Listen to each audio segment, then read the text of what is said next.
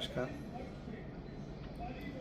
આતંકવાદીઓ દ્વારા કાશ્મીરના પહેલગામમાં પર્યટકોને એમને ધર્મ પૂછીને હિન્દુ હોવાની ખાતરી કર્યા પછી સીધું ફાયરિંગ કરીને એમની જે હત્યા કરવામાં આવી છે આ ઘૃણાસ્પદ બનાવને હું વખોડી કાઢું છું.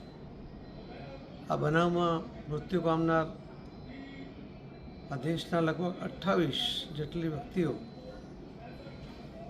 કે જેમને એમની પત્નીની હાજરીમાં, એમના સ્નેહી સગાઓની હાજરીમાં જે હત્યા કરવામાં આવી છે એ અત્યંત દુઃખદ ઘટના છે. ગુજરાતના પણ 3 લોકો, ભાઈ શ્રી શૈલેષભાઈ, શ્રી યતીશભાઈ, શ્રી સ્મિતભાઈ, આ 3 જણનું પણ આ બનાવની અંદર એમનું પણ મૃત્યુ થયું છે.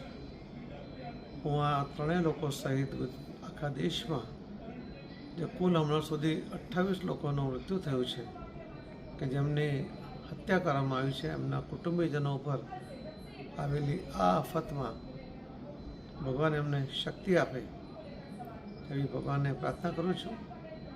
માનનીય પ્રધાનમંત્રી શ્રી મોદી સાહેબ પણ પોતાનો પ્રવાસ ટૂંકાવીને તરત જ ભારત દેશ પાછા આવ્યા છે અને આખા દેશને વિશ્વાસ છે કે જેમની હત્યા થઈ છે એમનો બદલો જરૂર લેવામાં આવે.